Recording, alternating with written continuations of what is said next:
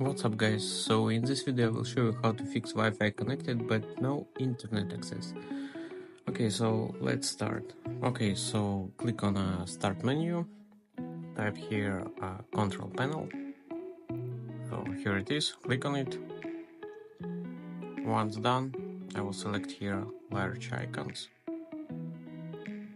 Okay, so here we need to go on power options, so click on it. Okay, but better if you will select high performance and click on change plan settings. So here click on these options and here we are, so power options, and we need to do some modifications here. So wireless adapter settings, power saving mode, expand it and click on maximum performance. Well, I mean, there is, if you will click there is options to select, and you need to select maximum performance. So this is best what you need to do here. Okay, so click on it, apply. Okay, so you are about to sign out. So done. Okay, so click on start menu, type device manager, click on it.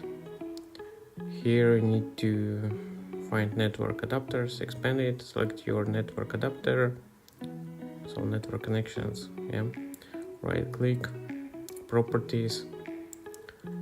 Here you need to go to power management and uncheck these options. So click on it, now click on OK.